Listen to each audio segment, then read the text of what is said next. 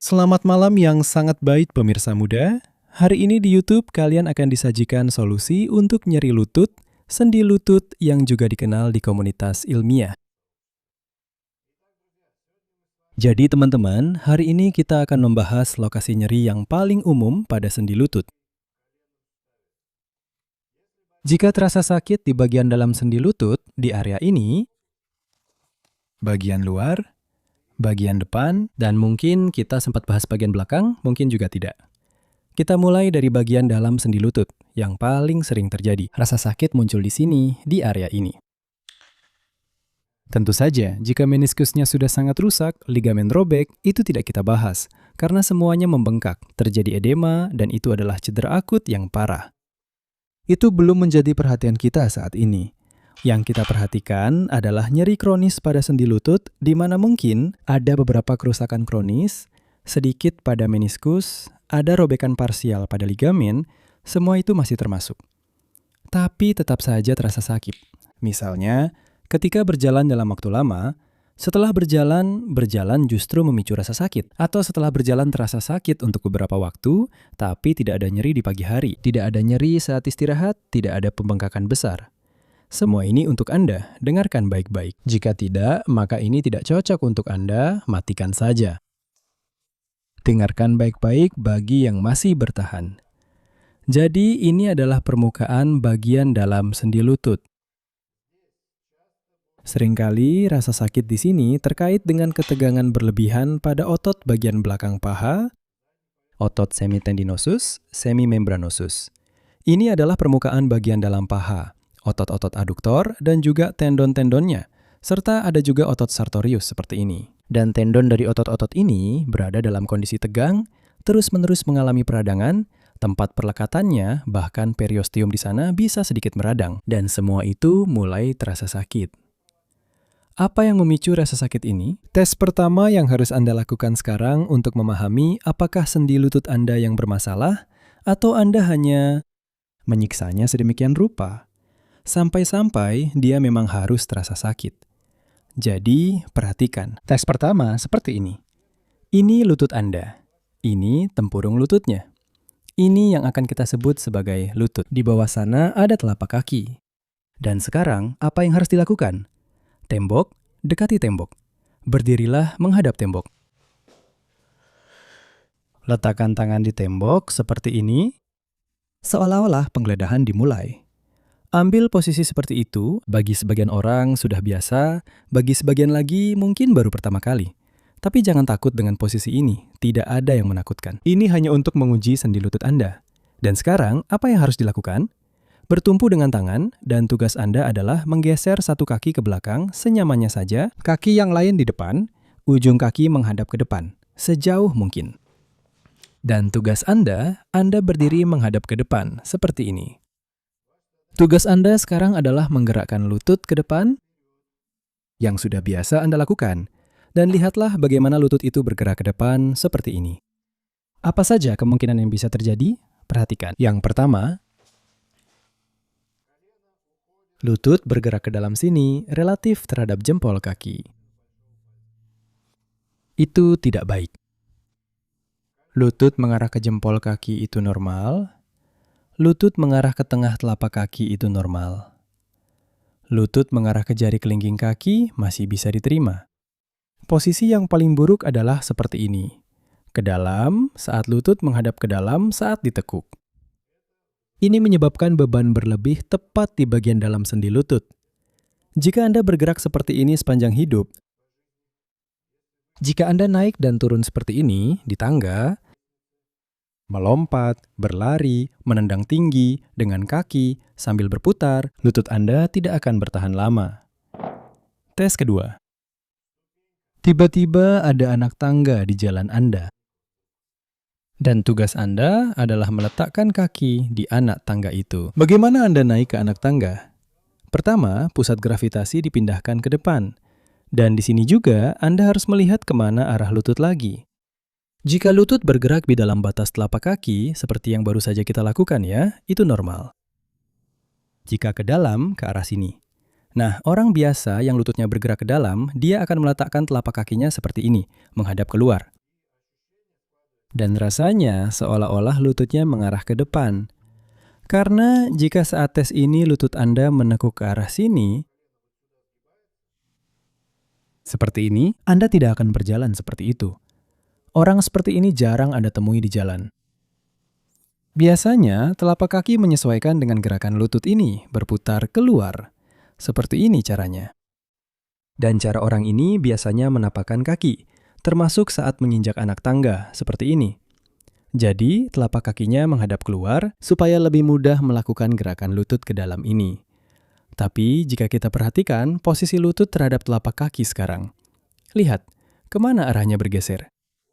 Sangat-sangat jauh di sebelah dalam ibu jari kaki. Apakah ini baik? Coba jawab pertanyaan ini di kolom komentar. Jawaban yang benar adalah buruk. Bagi yang menjawab dengan benar, saya angkat topi. Jadi teman-teman, perhatikan, kenapa terjadi pergerakan seperti ini? Apa buruknya hal itu? Masalahnya adalah ada sudut tertentu untuk pergerakan sendi yang optimal, di mana beban pada semua struktur sendi terbagi secara merata. Ligamen, meniskus, tulang rawan, apa saja, otot, dan ada sudut gerakan di mana sebagian menjadi terlalu terbebani. Lihat, terjadi ketegangan berlebihan pada ligamen. Di sini ada tendon, jadi ini adalah cedera pada sendi. Jika cedera ini terjadi berulang kali, maka akan terjadi kerusakan kronis pada sendi. Kerusakan pada bagian-bagian tertentu dari sendi lutut. Tes satu lagi, mau coba? Lihat, kapan lagi itu bisa mengalami kerusakan? Berdiri, rapatkan kedua kaki. Lakukan putaran seperti ini. Jangan lakukan secara tiba-tiba, supaya ini bukan putaran terakhir dalam hidup Anda. Putar perlahan seperti ini. Kalau ada yang berbunyi krek, tidak apa-apa. Dan sekarang kita lihat saat melakukan putaran ini. Misalnya, biarkan bahu kanan bergerak ke belakang, bahu kiri ke depan. Dan ternyata lutut yang ini, lihat, lutut kiri, di mana bahu kiri saya bergerak ke depan. Dan lutut yang ini juga bergerak ke dalam. Lihat, itu juga tanda yang buruk. Pusat gravitasi, jika saat berputar di satu kaki Anda bergeser ke bagian dalam, dan di kaki lainnya ke bagian luar, itu bukan pertanda baik. Jika saat berputar lutut tetap stabil, semuanya baik-baik saja. Tidak ada yang perlu dikhawatirkan. Jadi teman-teman, tadi kita sudah membahas penyebab nyeri di bagian dalam sendi lutut. Selanjutnya, kalian mau apa? Mau langsung saya tunjukkan apa yang harus dilakukan agar tidak sakit? Atau ada hal lain, bagian lain? Baiklah, sekarang langsung saja apa yang harus dilakukan untuk bagian dalam dulu kita bahas. Nanti mungkin kita juga akan membahas bagian lainnya. Penyebabnya, kenapa hal seperti ini bisa terjadi? Kenapa kaki bisa berbentuk seperti itu? Bentuk X, seperti huruf X. Geometri, siapa yang masih ingat, di sana ada huruf X. X, Y, seperti itu, lihat. Dan kaki juga mengambil bentuk yang sama. Seperti itu. Jadinya, matematika deformasi. Kenapa ini terjadi? Kenapa kaki cenderung ke posisi itu? Masalahnya adalah Anda merasa mengendalikan gerakan Anda. Otak memberi perintah, tubuh secara otomatis melakukannya.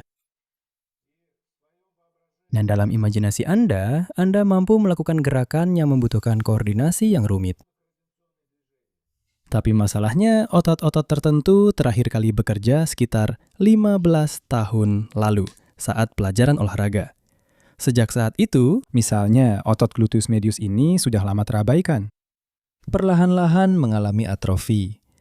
Sebagian ototnya sudah digantikan oleh lemak, sebagian lagi oleh jaringan ikat, dan sudah tidak menjalankan fungsinya lagi. Apa yang dia lakukan? Saat kita berdiri dengan satu kaki, dia menopang panggul. Tapi kalau dia tidak berfungsi, panggul kita mulai turun seperti ini. Panggul jadi tidak stabil lagi. Bersama dengan otot bokong, otot ini juga membantu menjaga stabilitas lutut saat bergerak. Di sini harus ada keseimbangan antara otot-otot yang menggeser sendi lutut ke dalam, ke arah sini, dan otot-otot yang menstabilkannya ke arah seperti ini. Otot apa saja itu? Otot-otot utama. Gluteus medius, gluteus maximus, apalagi? Untuk sementara, dua itu cukup, mulai saja dari situ. Ini dia. Lihat sendi lututnya seperti apa. Begitu rumitnya struktur anatomi kita. Ini adalah tempurung lutut. Nyeri di bagian depan lutut sangat sering berhubungan dengan bahwa tempurung lutut mulai hampir bersentuhan dengan permukaan sendi tulang paha ini. Jarak di antara keduanya menjadi lebih kecil. Kapan ini terjadi? Ini sudah menimbulkan nyeri.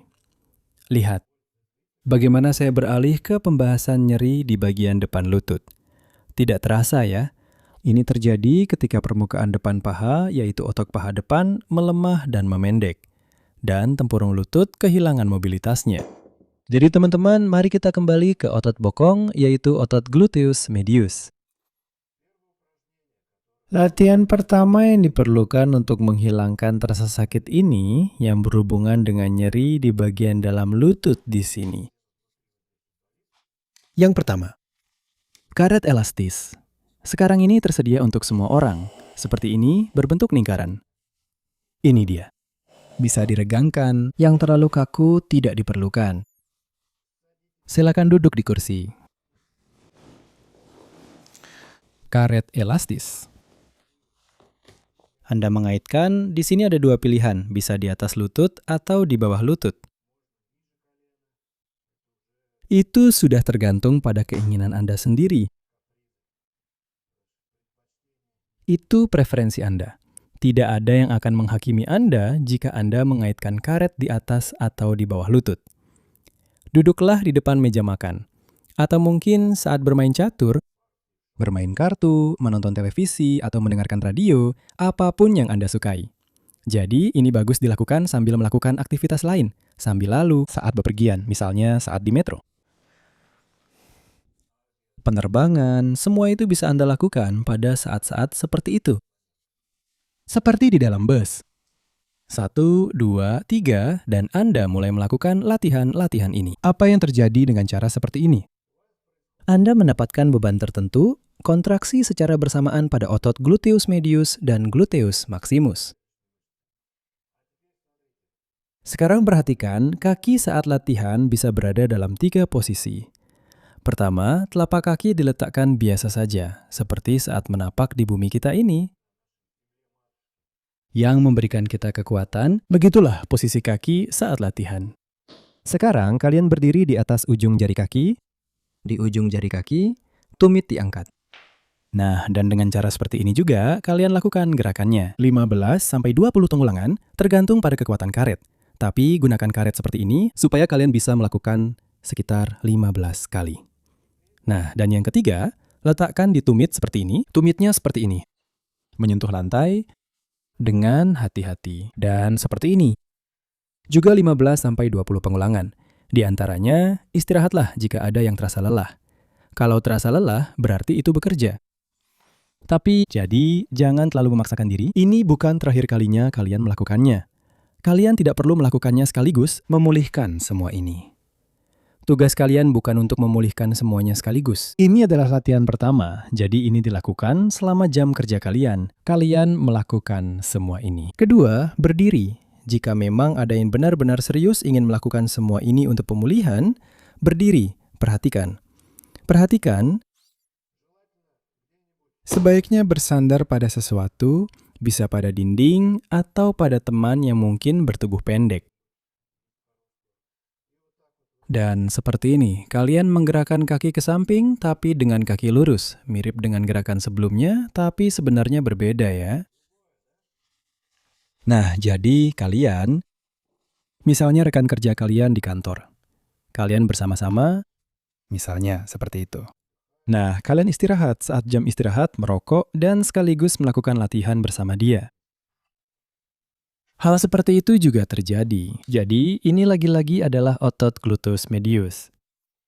Sekarang, tadi kita punya situasi di mana Anda naik ke anak tangga, seperti ini ya, dan lutut Anda masuk ke dalam seperti ini. Apa yang harus dilakukan untuk mengatasinya? Sudah, ambil lagi karet elastis Anda seperti ini. Kaitkan, berdiri lagi di anak tangga dengan cara yang sama dan lakukan hal yang sama. Sekarang, lakukan ini dengan satu kaki. Jika benar-benar tidak bisa digerakkan atau rentang geraknya hampir tidak ada, apa yang harus dilakukan? Berdiri di sini agak ke samping, tambahkan sedikit rentang gerak. Nah, jadi posisi kaki bisa diubah ke posisi yang agak tidak biasa, bukan seperti yang kalian pahami saat melangkah ke anak tangga. Lakukan seperti ini. Lalu lakukan juga di ujung jari kaki. Dan lakukan hal yang sama di tumit. Nah, setelah itu, tarik hingga tegang, lalu tahan. Dengan satu kaki, lalu kaki lainnya. Ulangi hal yang sama. Sekarang sudah jelas? Setelah itu, lepaskan karet. Seperti ini. Nah, lanjutkan. Selanjutnya, apa yang kita lakukan? Ini sesuai dengan A pengulangan. Nah, sekarang kita perhatikan untuk permulaan. Ketika Anda naik ke anak tangga, jika lutut Anda memang terbiasa masuk ke dalam, Anda berusaha secara khusus untuk melakukan apa? Bagi langkah Anda menjadi beberapa bagian di setiap anak tangga. Lihat, satu gerakan, lalu ada dua gerakan lagi yang sudah biasa bagi Anda, dan alih-alih gerakan kedua, Anda melakukan 2 kali. Lutut ini ke dalam sini, 1 kali, 1, 2. Jadi pertama lihat, 1, 1, 2. Lalu baru lakukan yang ketiga. Dulu itu 1, 2, ya, 3. Sekarang 1, 2, 1, 2, 3, 2, 3, 4. Jelas, sudah diingat jadi teman-teman. Selanjutnya kita akan membahas belokan. Nah, siapa yang menyadari bahwa saat berbelok, lututnya seperti ini? Langsung menekuk sampai ada kabar baik juga untuk kalian. Apa yang harus dilakukan agar lututnya tidak menekuk? Perhatikan, saat berbelok, jika kita melakukan gerakan, lutut kita masuk ke dalam. Ini menunjukkan bahwa di sini kita kurang mobilitas. Latihan pertama, agar lutut tidak berputar, kita harus memaksanya melakukan gerakan lain. Salah satu caranya adalah, jika lutut tetap ditekuk, sekali lagi, kita lakukan gerakan keluar ke sini, dan lihat bagaimana hasilnya. Sebelum berputar, kita lakukan 1 kali ke sini. Ya, lutut bisa sedikit ditekuk agar lebih mudah melakukannya. Lalu baru berputar. Tapi Anda bisa perhatikan bahwa putarannya tidak cukup. Itulah sebabnya harus melakukan gerakan ke dalam. Pilihan kedua adalah luruskan lututnya, tegangkan juga ototnya, setelah itu baru berputar. Begitu juga, tidak akan bisa bergeser ke dalam lagi. Pilihan kedua, jika sulit untuk mengordinasikan tubuh sendiri. Ambil bantal gulung ke sini, letakkan kaki ini, tekuk sambil bertumpu pada ujung kaki, letakkan dengan lutut, tekan dan mulai berputar. Berputar. Dan di sini, lihat, kita berputar menjauhi dinding. Jika lututmu masuk ke dalam, maka benda ini akan jatuh. Ini seperti indikator apakah kamu melakukan latihan dengan benar. Nah, teman-teman, saya melihat tatapan penuh terima kasih. Mata kalian berkaca-kaca menatap saya. Ada yang menangis karena bahagia, saya mengerti. Jangan dipendam di kolom komentar, tolong. Semua sambutan kagum kalian. Kalian bisa tinggalkan harapan kalian. Kolom komentar saat ini tersedia untuk semua orang. Lebih lengkapnya, bagi yang tertarik dengan berjalan kaki, yang memutuskan untuk benar-benar menguasai tubuhnya dengan sempurna, untuk kalian ada paket lengkap di tautan pada deskripsi. Paket biomekanika gerakan, bagaimana cara belajar menggerakkan tubuhmu saat melangkah, dan dalam semua gerakan lainnya tersedia, silakan pelajari. Dan untuk yang lainnya, saya doakan yang terbaik. Sampai jumpa di acara berikutnya.